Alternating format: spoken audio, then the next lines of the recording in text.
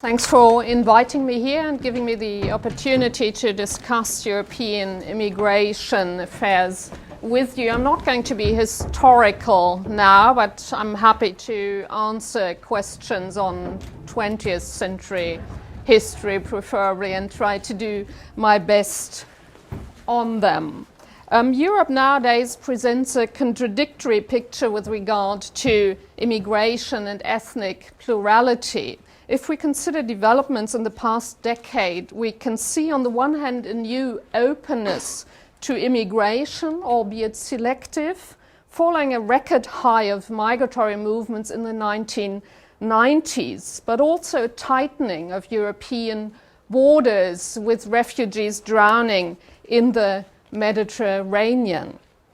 We've further witnessed the emergence of a new, more activist approach to integration, motivated by, to put it positively, a new awareness of the continuing inequalities, the unequal life chances of those who came as immigrants since the 1950s or are the children of immigrants. And I'm going to use the term immigrants widely. It's not, well, it doesn't mean the same in every European country. So you can refer to second generation children of immigrants as immigrants, I think, so it's not meant in a derogatory way.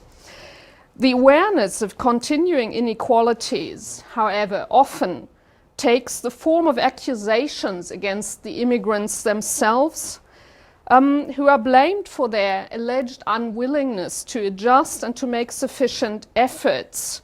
The unsatisfactory state of integration is often seen as a cultural problem, one of adjustment and loyalty. And following that, a backlash against policies of cultural plurality has occurred, justified by fears of dangerous splits in European societies and, of course, linked with fears of the effects of a worldwide confrontation between a Muslim and a Western world. In the following half hour, I shall first briefly illustrate the critique of past policies, basically give you a few quotes on that and the problem perceptions predominant at the moment. Second, I shall discuss the evidence with regard to some dimensions of the alleged separation of immigrant or ethnic minorities and mainstream society.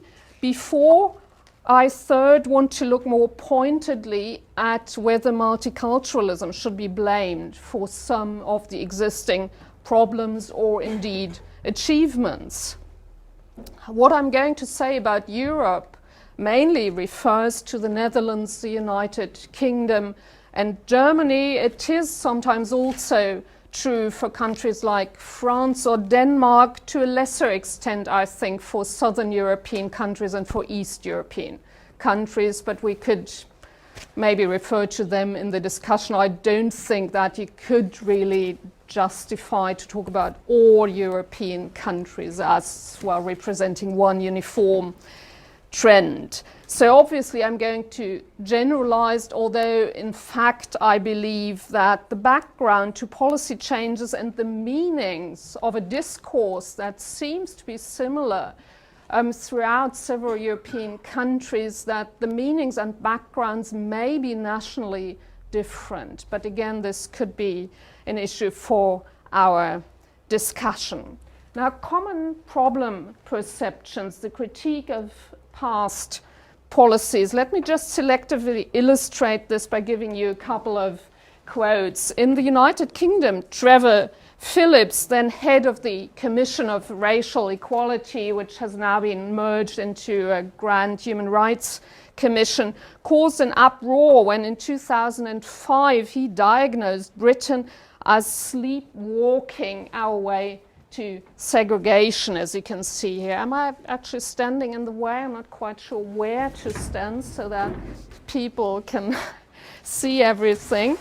He has repeated similar statements more recently. About a year ago, for instance, he said that we've seen the emergence of a kind of Cold War in some parts of the country where separate communities exist side by side, increasing the likelihood of little interaction and with poor communication, etc. He called for some more fundamental agreement on common values.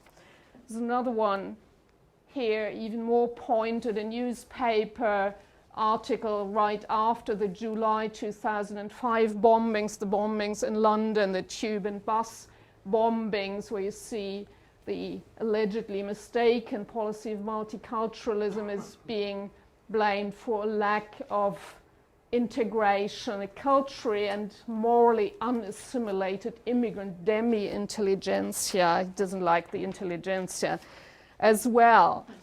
In the Netherlands in 2000, note the date, this begins before 9/11, this debate. Yeah, in 2000, a much debated article entitled "The Multicultural Drama" attacked a failure of integration and of multiculturalism, which author Paul Schäfer describes as a philosophy of living side by side but not with each other. A recent parliamentary document there states that, quote, with the cultivation of one's own cultural identity, obviously a key element of multiculturalism, it's not possible to bridge differences with such cultivation of cultural identities. There's another German quote. This is a conservative Christian Democratic parties in their 2005 election manifesto. They think that ghettos have been formed and parallel societies are in existence, representing alarming signals for social peace in the country. And Social Democratic former Chancellor Schröder seems to agree on essential points. He said plurality okay, but no culture can be allowed to separate itself from the overall structures of society. Now you can see that there are a number of common features in these quotes. The problem that supposedly needs to be addressed is a cultural one of social interaction rooted in cultural problems sometimes, and the lack or weakness of common values. Second, often the immigrants are attacked for an alleged withdrawal into separate communities. This is the cultures that separate themselves from the overall societies. The term parallel societies has become common parlance in Europe, and separateness is at the same time defined as unacceptable. And third, multiculturalism is described as a policy encouraging or even celebrating such separation. Additionally, it's often alleged that for too long a culture of silence or the predominance of an intelligentsia that doesn't want to face the problems. We know these common accusations against people like us, that this has prevented us from addressing the problems. Now, all this is not only a discourse, but the justification of substantial policy changes. I will not go into the details of the policy changes today, but only point at the typical features, a greater emphasis on the dominant language, accompanied by pressure to acquire the language of the host country. Partly language competences have been made a requirement for family migration and residence. New measures to further the cultural and identificational integration have been introduced, like civic integration courses, tests as a precondition of naturalization. Components of multiculturalism like mother tongue teaching and support for minority organizations have come under pressure. Generally, immigration and residence requirements have been tightened. More expulsions occur, less generous admission of partners and other family members are typical in several European countries, and of course refugees have a hard time to enter any European country and to be allowed to stay there. Still, on balance, it is an issue for debate to what extent the departure from multiculturalism is mainly rhetorical or has led to substantive policy transformation, and what impact rhetoric, symbolic policies may have if this is the main features. And Phillips, in her new book on multiculturalism, for instance, refers to, quote, a sharp retreat from the rhetoric of multiculturalism in Europe. I want to leave that question open for the time being and first discuss whether the problem analysis just sketched out has any substance. I want to look at segregation, the question of separate lives or parallel societies, and inter-ethnic social interaction. Now, separate lives, to what extent is this reality? In Europe, here can I rely on my own empirical research on segregation patterns in Germany in particular, but we also put this in a more comparative perspective. Such research is actually mostly lacking in Europe's sound empirical research on segregation patterns in a comparative light. Now, I give you the brief message first. It's a common feature that immigrants and members of ethnic minorities are more likely to live in poor neighborhoods. That's not a surprise. In an environment marked by multiple deprivation and in substandard housing. Nevertheless, the image of ghettos or even secluded immigrant neighborhoods and communities in European cities is deeply misleading. In Germany in particular, the residential concentration of immigrants and ethnic minorities is very low. In the Netherlands and Britain it's higher, but there as well the situation is not comparable to the situation of African Americans in the United States. Living in deprived neighborhoods does not mean living in completely segregated neighborhoods. Now, a few more details on that. This is for Germany. Immigrants are generally a more urban population in Europe than non-immigrant residents. However, in Germany in particular, they live fairly widely distributed over the country with the exception of the former East Germany. Thus, the largest Turkish community, the one in Berlin, represents only 7% of Germany's Turkish population. This is the largest group in any one German city. This is a bit different in other countries. Thus, in Britain, London is the home of about 40% of the ethnic minority population, 40 as compared with only 7% of the Turkish population in Berlin. There's no single German city where one foreign nationality accounts for more than 10% of the population. Duisburg is actually the one with the highest share of a Turkish immigrant group, not Berlin. Again, this would be slightly different in Britain. When you apply international standards, you would be hard-pressed to find any ethnic neighborhood in a German city. International standards often use a 30 or 40% threshold. I mean, this is not a clearly defined thing in ethnic neighborhood. There's common usage, but it's not clearly defined. But people use 30 or 40% for the USA and Canada. Now, we did a study with a sample of 1,810 neighborhoods, spatial areas in Germany.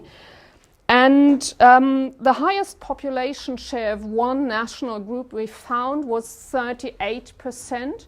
But this was extremely exceptional, and we could only find 15 spatial units, 15 in 1,810, where the share of one national group, usually but not always the Turks, reached 20% or more. 20, yeah, not 30 or 40. So rather than ethnic neighborhoods, German cities contain ethnically mixed immigrant neighborhoods. But even then, the German nationals are usually in the majority.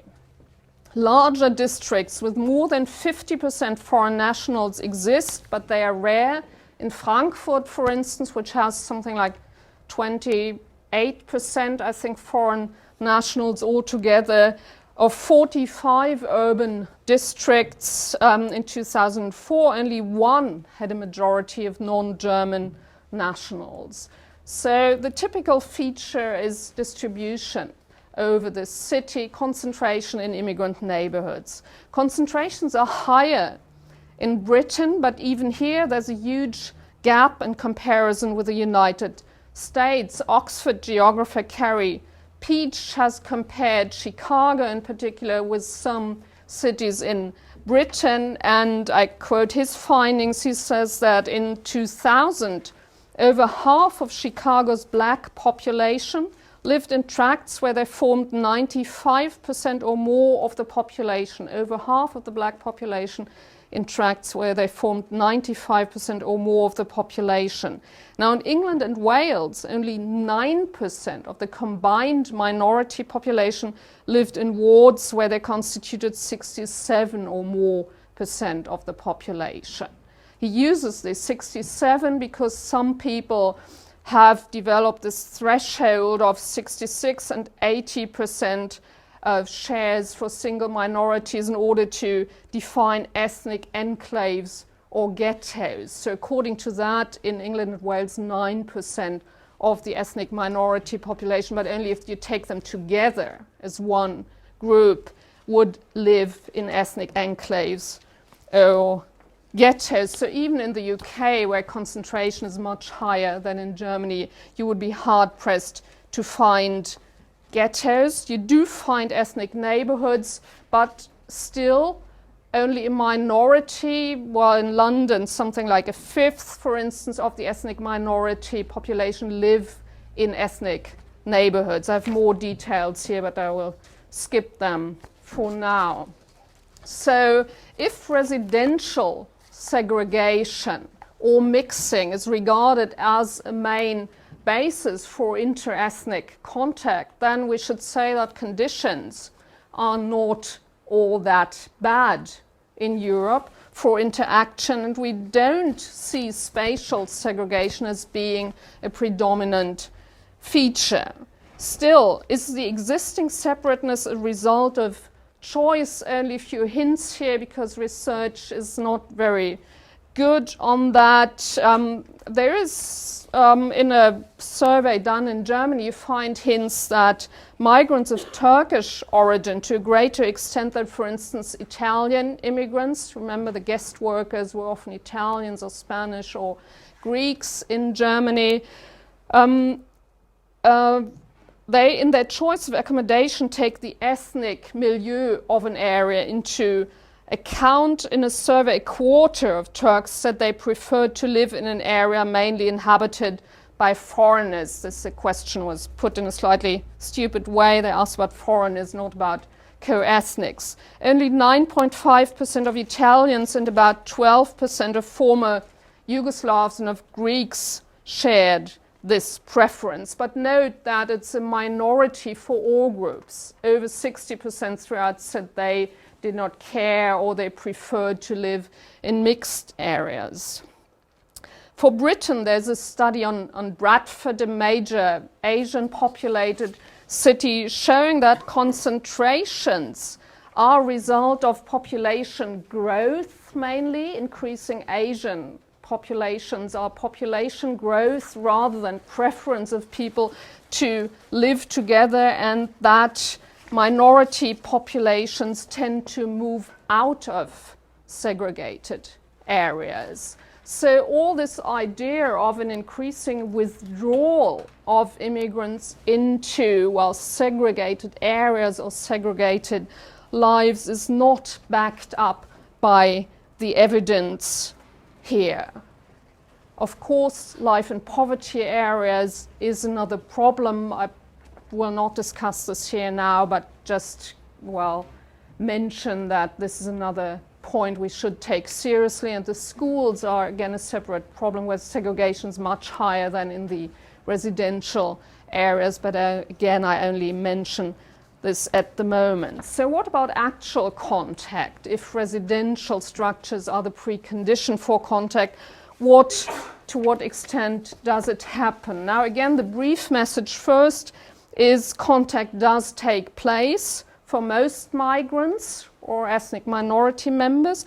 It is not decreasing as far as we can tell. Again, here we don't see a trend towards withdrawal. Immigrants often want more contact with members of the minority population, which should remind us that contact requires two sides to want such inter-ethnic interaction. We should not only look at the immigrants when we talk about inter-ethnic contact. Now, this is probably a bit difficult to see. I just show you survey evidence for 3 countries. Now, this is the UK.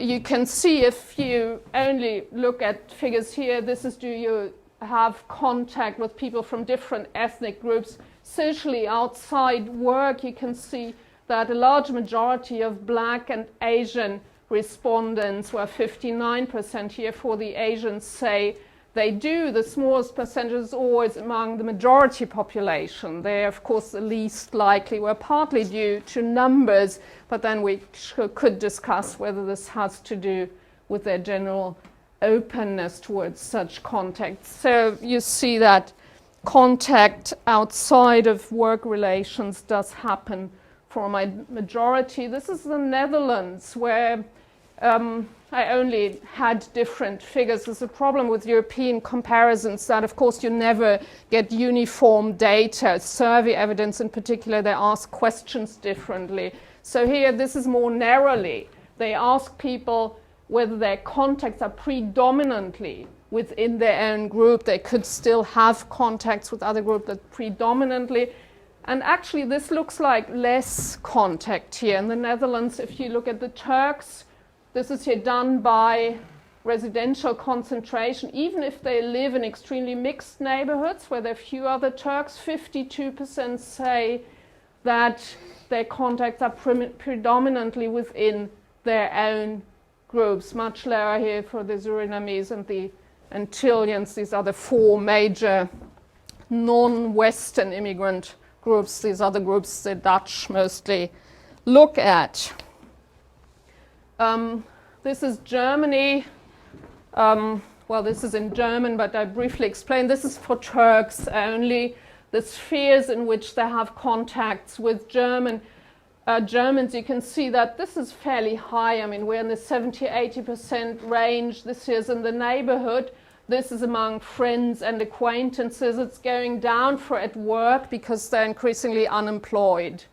Yeah, but this year is astonishingly high. This is in the family. I actually can't really trust this, how more than 30% say they have contacts with Germans in their family, because the intermarriage rates are not quite that high. But this is what you get in surveys. Often you don't understand how people arrive at their answers. But, well, you can do with these results, well, you can interpret them on your own. So always, well, is this a high level or is this a low level of interethnic contact? That's difficult to tell. But before, maybe I take a step back and look at those who have little contact, because they should be the problem group, or the group that may withdraw or be little connected with the majority contacts. In this survey of Turks, well, Turks is here not a nationality category. It includes nationalized German Turks. Ethnic Turks. The results showed that leisure time contacts, which is contacts that are likely to be deliberate, not just, well, created through work conditions or whatever, are rare for about 35%, which is a significant share. And looking at those with little contact, to split this up a bit more, they found that privately 16% meet Germans only a couple of times per year, and 19% next to never. 9% report no contact with Germans at all, 9%. But in, well, qualifying this, we should know that these people tend to be older, they tend to be first generation guest workers or family members. They tend to be lesser educated, they're often not employed. So language, employment, and age are surely factors that determine whether people will have their contacts mainly in the family and the narrower ethnic groups or more broadly. Okay, I already said it's a matter of interpretation, whether you think there's a lot of interethnic contact or contact is limited. I think one shouldn't be too euphoric. I mean, this is not a picture that shows everyone is mixing. There is a certain degree of separateness, more pronounced for the South Asian minorities in Britain and for the Turkish and Moroccan populations in the Netherlands and Germany. But on the other hand, most members of minority groups interact regularly and in their leisure time with members of the ethnic majority. And important for the general debate about changing trends, we can't see a trend towards reduced contact. This is not visible in the empirical evidence. Although, on the other hand, among a certain share of immigrants, which is difficult to quantify, there may be a desire to live among co-ethnics and separate from mainstream society. I have a couple of empirical facts here. Maybe I'll leave this for the time being. You could guess that this may be among Turks in Germany, 15% who say we wish to live among co-ethnics. Again, a question for a discussion maybe, is this all right, your perfect individual right in a democratic liberal society, or does this constitute a problem for society overall? I also have a few facts and figures on intermarriage, but I think I will not go into this is intermarriage rates in Germany, only showing the trend that it's going up quite significantly. Britain, for different groups, not quite as clear. Maybe if someone is specifically interested, we could look at this in the discussion. Now, altogether, I think there's little reason to imagine immigrants and ethnic minorities in Europe as predominantly leading separate lives or living in parallel society. There are many dimensions of integration and interaction between minorities and majority populations. To the extent that separation exists in some spheres of life, it's not necessarily a consequence of choice on the part of the minorities. We'd have to look at the different determinants of, well, housing or social interaction. Although there are probably parts of the minorities within the minorities, I should say, who prefer to live among themselves. I already said maybe about 15% of the Turkish origin population in Germany. It's a controversial issue, whether this is all right or whether it is a problem for a democratic and liberal society. I think it is a problem if this separateness means that groups are excluded from access to core resources, if a conflict potential develops because people feel unable to communicate their needs and to take part in key decisions affecting their lives, and of course if anti-democratic movements develop in such contexts. As regards the latter, we don't have any conclusive evidence linking residential segregation or even social separateness with loyalty.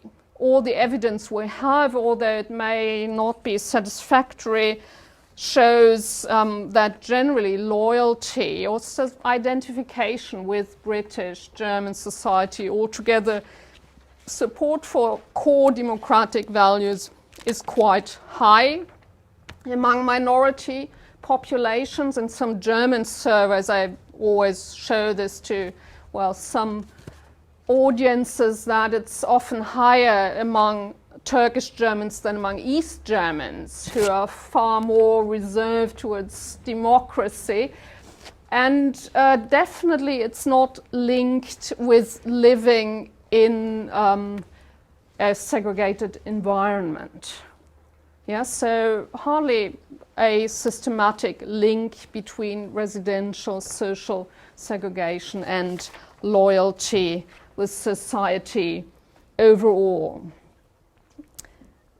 Okay, but at this point there's of course a huge amount of material for discussion here about social cohesion, what holds a society together and what amount of separateness can a society tolerate. Maybe it's too much to go into all this. Now, let me state at this point only that to the extent that they focus on an assumed mass phenomenon of immigrant withdrawal and alleged unwillingness of the immigrant population to integrate and to interact with the majority population, the current European debates are misguided and they direct the attention away from more serious problems of unemployment or employment chances and educational opportunities immigrant populations still don't have to the same extent as other groups of the population. I have some details on such inequalities here, but again, I skip this at the moment. Now, having said this, that the focus on culture directs attention away from the actual more, old-fashioned social problems of integration, I have to concede that in the critique of multiculturalism, actually a link is being established between life chances and the maintenance of cultural or ethnic peculiarities. So let me come back to the direct critique of multicultural policies and to the question of what effects these policies may have had. Take the critique of Dutch policies. Now, the Dutch are the most severely criticized, having been, for many Europeans, the model of a multicultural solution to the problems arising from immigration. Critique of Dutch policies. There's a great dissatisfaction with the extent of unemployment in the Netherlands. I think I have some data here. I mean, they do this Western and not Western. The bluish here is the employed population, the red is unemployed. This is the rest. Yeah, broadly, you see the difference here. This is the long-term Dutch population. This here is the non-Western immigrant population. So you see there's a clear difference. In 2007, unemployment among the native Dutch stood at 3.8%, while among the so-called non-Western immigrants, more than 10% were unemployed. Thus a more than 2.5 times greater share of the group, 3.8 to 10.1%. Now Germany, with its tougher and more assimilationist policies, sometimes compared favorably with the Netherlands. Their unemployment among immigrants is only about twice as high as among the rest of the population. Some scholars like Ruud Koopmans point out, they often do not mention that this is a difference on a higher level. In Germany, then unemployment would be 20% among immigrants, not 10, just that it's twice instead of 2.5 or 3 times as much. Clearly, both countries have failed to ensure equal employment opportunities, of course, for immigrants and their descendants. Now, is Dutch multiculturalism to be blamed for a greater gap between immigrants and natives? Often it's not specified how a policy of multiculturalism could potentially affect employment chances. I mean, think it through for yourselves. How could the link work? It could theoretically, if you assume that such a policy prevents or discourages immigrants from adopting the norms and values, the standards of behavior and the linguistic competencies necessary for employment, as well as establishing the social networks helping you into jobs or better jobs. And if you assume that unemployment or insecure employment, worse employment, is caused by such deficits on the part of the immigrants and not by other economic factors, which surely also play a part, you could then still argue, or I would still argue, that this only shows that multiculturalism has to be accompanied by a policy aiming to change institutions that allow such discrimination between people who hold different values and norms, for instance, or people who have the better social networks bringing them into jobs. But still, let it be. There's a recent empirical study that tries to get some more substance into this comparison of Germany and the Netherlands, done by Dagevos and others, a Dutch research institution, and on the employment position of Turks in particular. As usual, they don't come up with a simple answer. They actually say it's not true that the Netherlands perform badly in all respects. They say that looking at the employment situation overall, there are points where the Netherlands do better than Germany. Second, they say one major reason for a different performance is the fact that the composition of the group differs.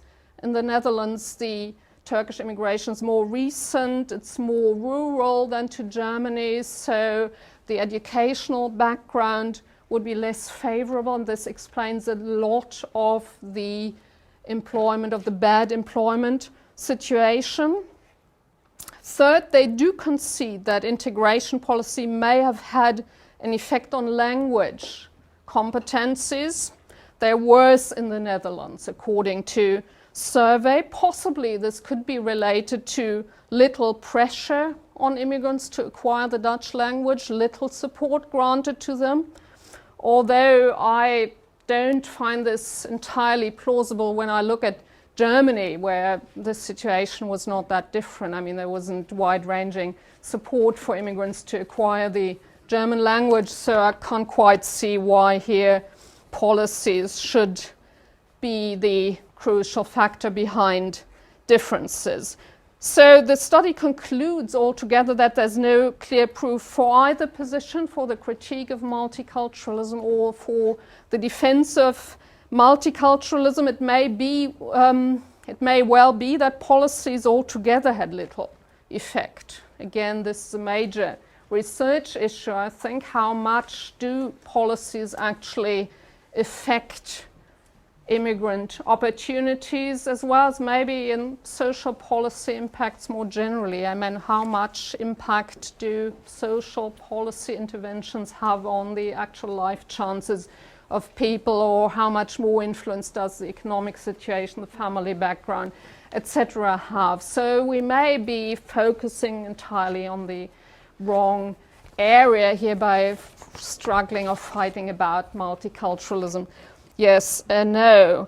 Well, the authors of this study, they also say, well, they see no positive effect of Dutch integration policies on labor market opportunities of immigrants, which is a devastating finding. And clearly Dutch immigrant policies had major deficits, and I should say a failure to combine multiculturalism with effective equal opportunities policies, rather than an all-out failure of multiculturalism. Generally, I believe that in research we should begin to treat multiculturalism not as a clearly defined and uniform concept, which it wasn't and it isn't. If you look at what Canada does, what Britain does, what Germans do who talk about multiculturalism, and that we should look more specifically at what the rhetoric, and it's more rhetoric or a general commitment to pluralism,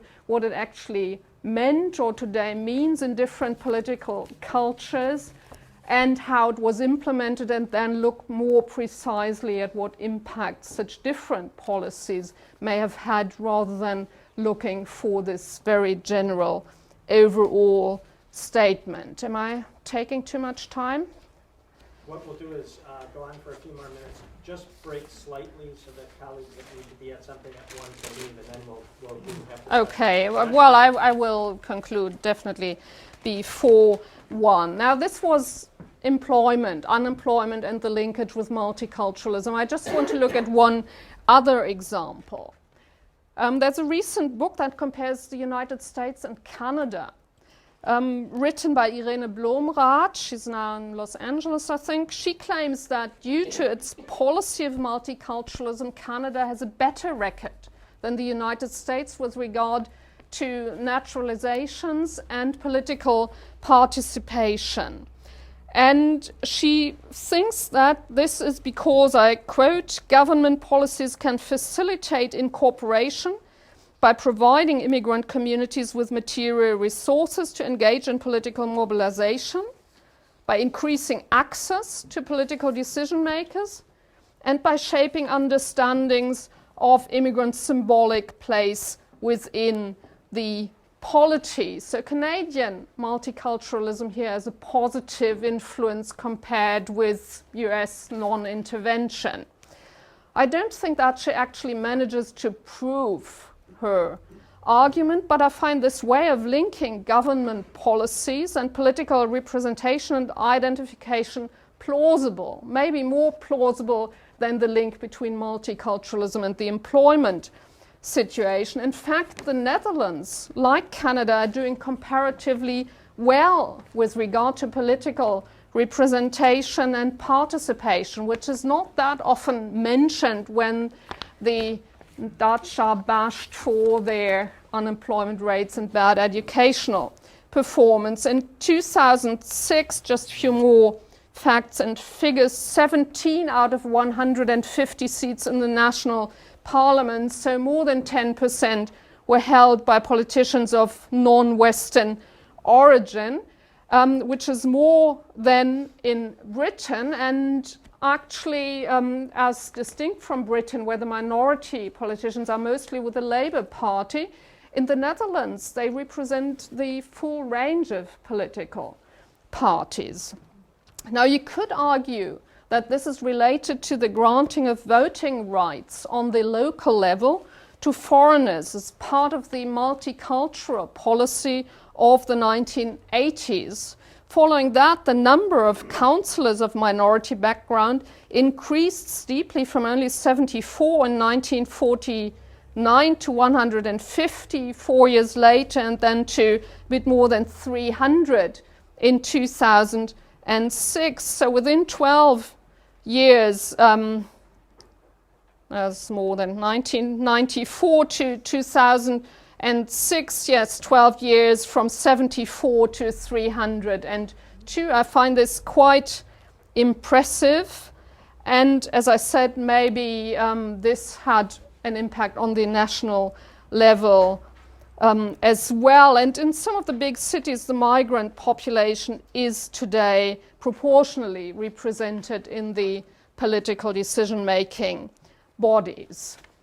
Also, public opinion is still very supportive of immigrant political participation. I think I have the figures for that. This is a question from a very recent survey. So you see that in the Netherlands, 76% support voting rights for immigrants in local municipal elections. No criticism, it seems, or no significant criticism of this policy here. You could argue that multicultural policies have led to a relatively high acceptance of plurality among the population. If you compare different countries, this is Eurobarometer, unfortunately a bit older figures, but this general multicultural statement, it's a good thing for any society to be made up of people from different races, religions, or cultures. You can see that in the multicultural countries, Britain and the Netherlands,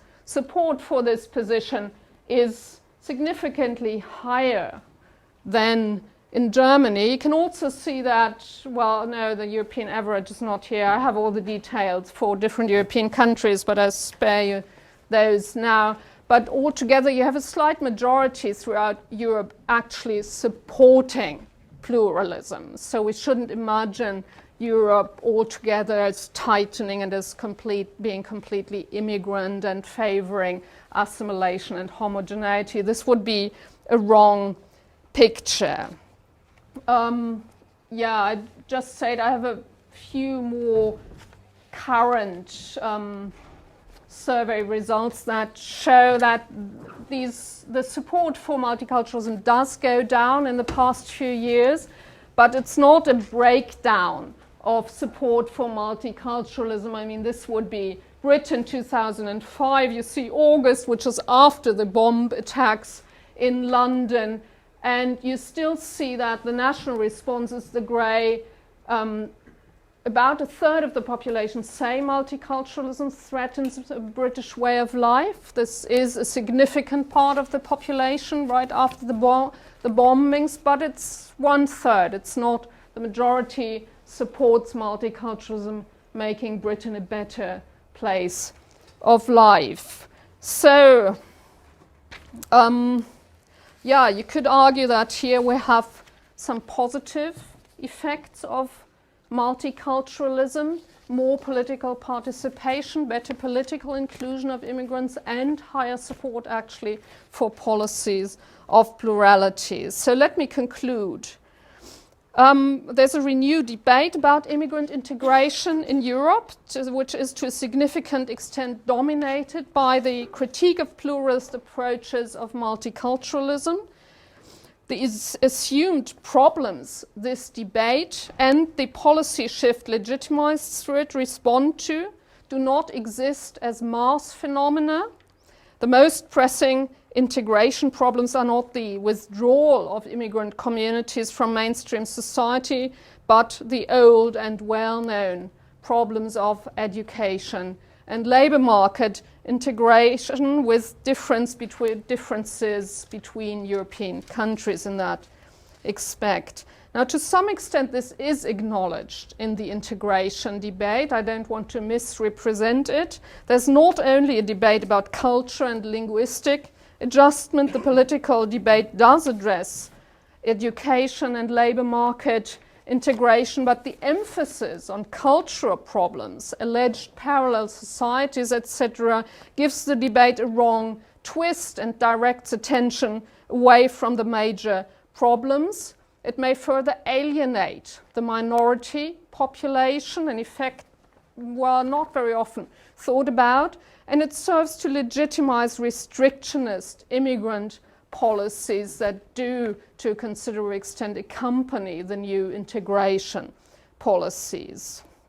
Now, the reasons why such a misbalanced integration debate takes place could be the subject of a separate analysis, so more research questions here. And again, I only mention this research issue without going into it now. In future, I think multiculturalism will hardly be advocated openly in most European countries, although in fact some elements seem to survive in combination with tougher and also more activist integration policies. Thus, immigrant organizations have recently been discovered as indispensable partners of integration policies. So to some extent, policy change here may indeed be a change of rhetorics, but I do think we should take rhetorics seriously, as they do have an effect. Symbolic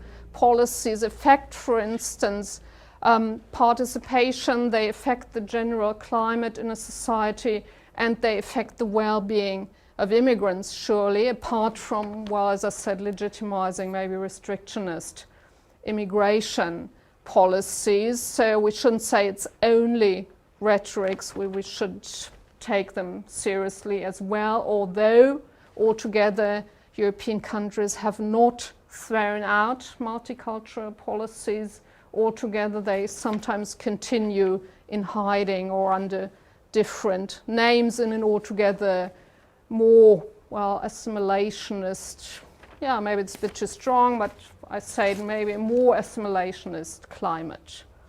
And I'll stop there. Thank you.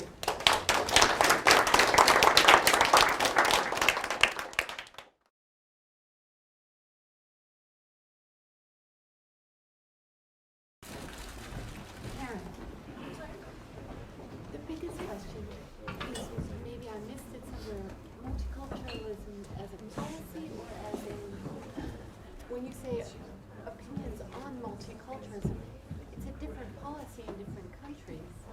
You're not talking about the policy of multiculturalism. Are you talking about an attitude of multiculturalism? Well, it depends on, I mean, this year's, I depend on the question they ask in this BBC survey. It doesn't matter what you mean by multiculturalism, does it? Well, I mean, here I'm interested in what people mean when they are asked about Let me try to multiculturalism. make sure we get everybody in, especially because, no, this question seems particularly important. Multiculturalism was getting quietly defined there, and I'd like to make sure that everybody gets Karen's reaction. So now the floor is open, and maybe we can start with Laura's question. Thank you. Yeah. So what are we talking about when I refer to opinions on multiculturalism? Well, actually, I think probably you can't properly define multiculturalism. I mean, attempts have been made. There is a volume by Banting and Kimlicka, and they think they have 2 or 3 weak and strong multiculturalism, and they have a couple of criteria they have for strong multiculturalism is clear government support, it is I think mother tongue teaching, it is immigrant representation on particular bodies like TV stations and various important public institutions, support for immigrant organizations, etc. They have a list of 8 or 10 criteria for that. And well, I'm not quite sure what country would fully meet them. Britain, for instance, well, Canada would always be Canada as the example, though. Well, I actually think that the empirical policy research is very weak. I mean, I couldn't tell you how much support different European governments grant to immigrant organizations or immigrant cultural activities, because no one has tried to put figures to that, and maybe you couldn't because it's mixed up with other budgets. Yeah, so for Germany, some people have tried. For Britain, I think no one has an idea of what multiculturalism there actually means. So I generally say, well, I think it's mainly a general commitment to cultural plurality, a positive attitude to ethnic plurality in a society, and for that to continue. And it's usually accompanied by a positive attitude to immigration as well.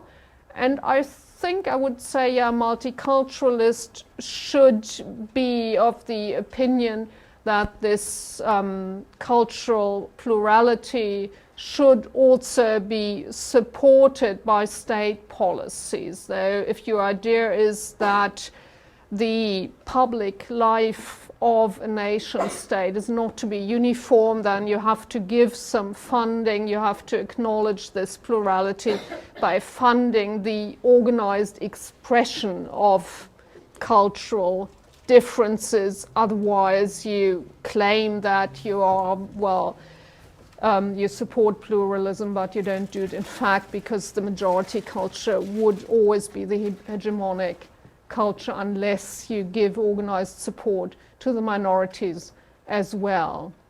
So in some sense, but there is no clear policy program that is applied everywhere. So you would find mother tongue teaching done very strongly in Dutch schools, but for instance not even in Canada. It's done systematically in public schools. I think it's done mainly by minority organizations. They get some money for it, but it's self-organized, so it's not part of the institutional system. As far as I know, it's not in Britain, not part of the school system. They always say, well, all these different languages they speak in India and Pakistan, you wouldn't know which one to teach of those, which is true to some extent, but maybe a simple way out of the problem. It did exist and still does exist in Germany, which is not regarded as a multicultural country, as part of a return policy. As Germany for a long time thought, well, these immigrant children should at some point go home, so they have to know their own language. But you could say, okay, in effect, this is kind of multicultural effect, although the intentions were different. So there you have a very complicated mix. Now, what do people think they support when they say multiculturalism makes Britain a better place? I'm not sure, because in surveys, I mean, you always get a very confused picture of ordinary people's political beliefs. I mean, here they ask people, well, people who come to live in Britain should adopt British values, traditions.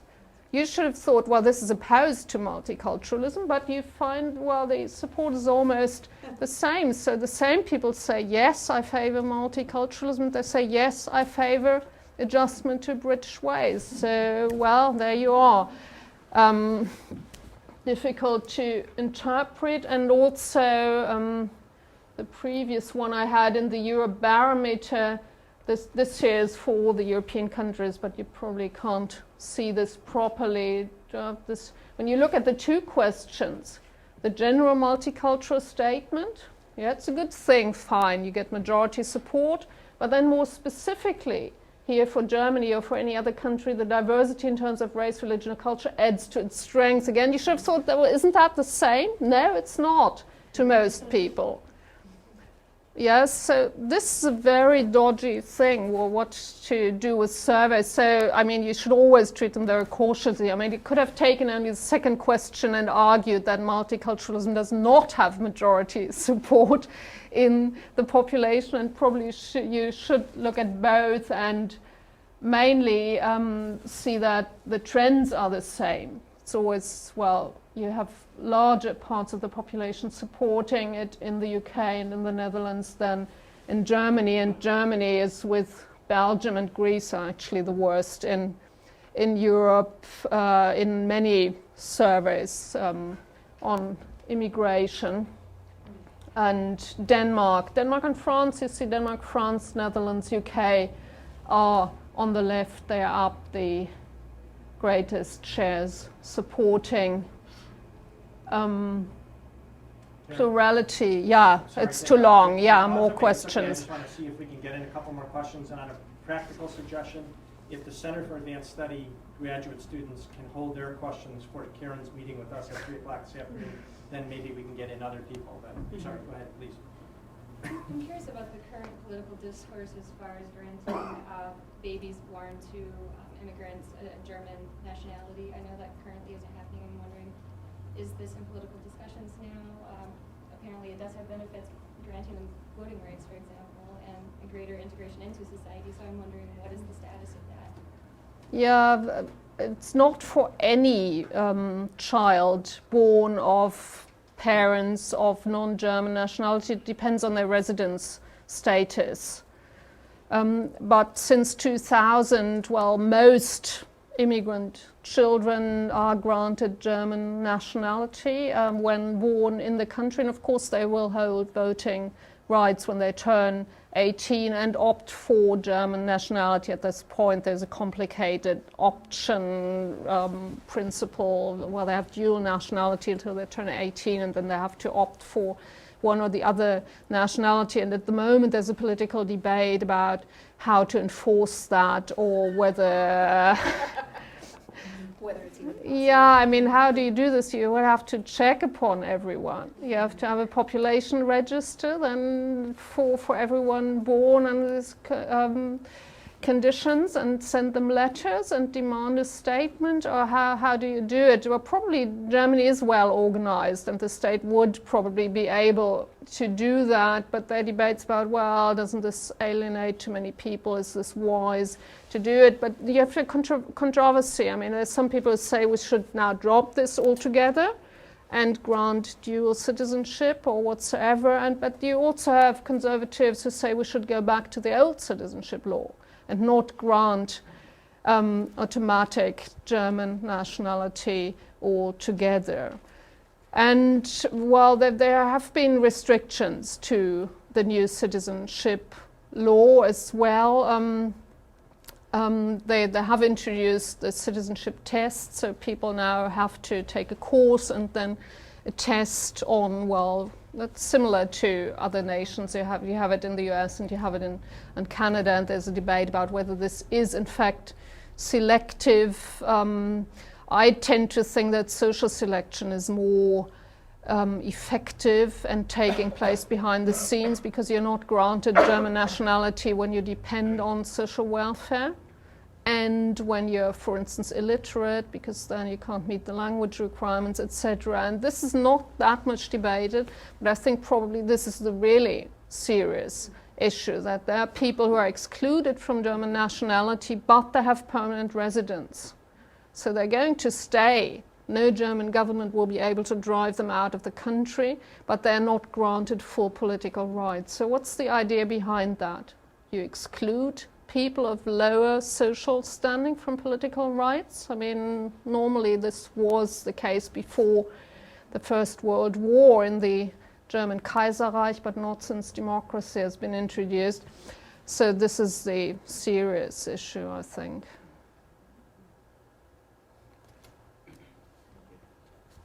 You were mentioning these new citizenship laws, have they changed public opinion either of immigrants or the Turks themselves or of the general population in terms of attitudes about immigration or about multiculturalism? Whether the law has changed public opinion? I was wondering if there has been any change as a result. I think I haven't seen any survey material where you could link the two. I think among the Turkish origin population there is a clear trend towards more participation in German society, more political participation, but naturalization figures have gone down again recently. So the law has only briefly increased figures, and the trend is down. So this is a mixed picture. I mean, you have more political participation, more members of parliament, etc., and more minority organizations. This is naturalizations in Germany. It's the first year on the left is 2000, the first year with the new law, and you see that the trend is pointing downwards. But on the other hand, it seems that they're contradicting trends that alienate immigrants from identifying fully with the German nation.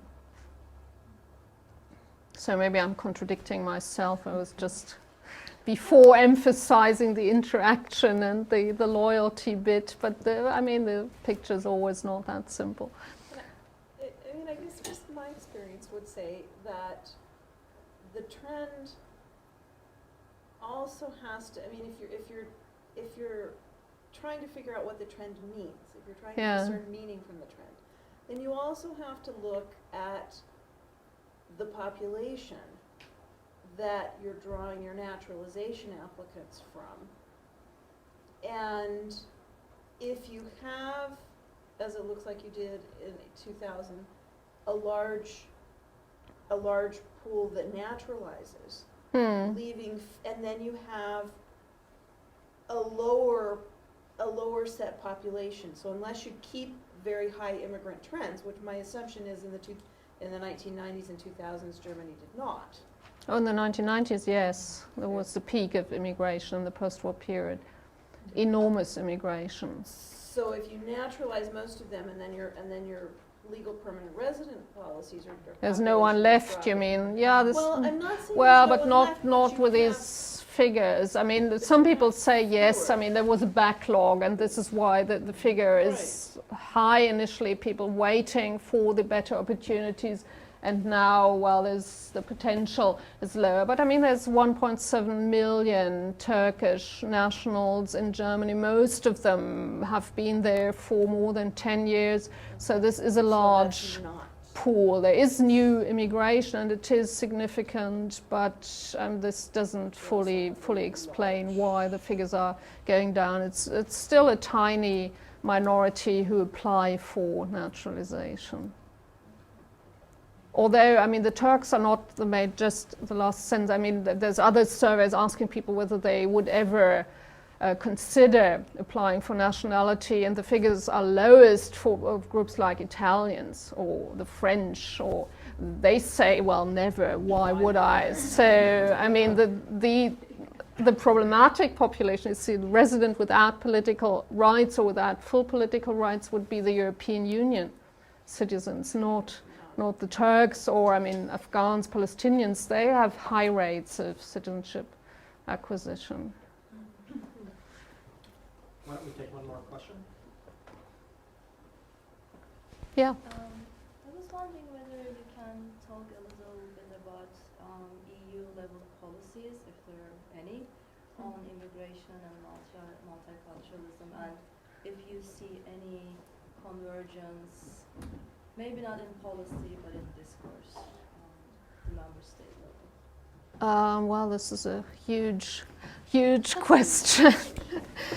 I think, well, I'll try a short answer. I think convergence on the discourse level is a major feature, and not only in the way the media, politicians talk about immigration, but also in the problem perceptions. And this increases immensely, at least from the German perspective. I'm not quite sure. One would have to do a proper study looking at whether this is the same everywhere. But in Germany, you have once something happening in the Netherlands, the Van Gogh murder, or riots in Britain and in Paris. This quickly gets picked up, almost immediately, and the finding that multiculturalism has failed, that there are separate communities, etc., is immediately transferred to other countries. And I think this definitely happens between the Netherlands and Germany, to some extent France as a dense exchange, and also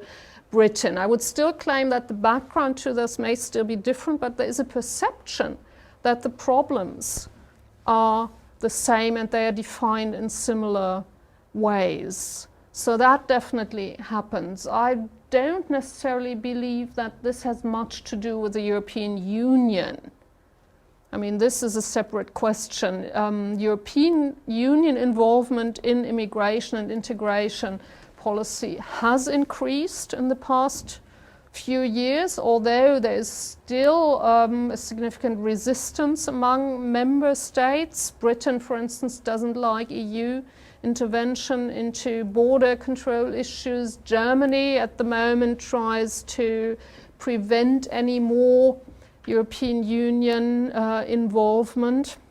So this is a controversial issue, and it's still an area where the EU has much less to say than in other policy fields. But there are major initiatives. Well, the best known is anti-discrimination legislation, which has been enforced by the European Union. This would be the prime example of successful intervention. And coordination of asylum seekers. This is where states easily agree that they make joint efforts to keep refugees out of Europe. Thank you so much.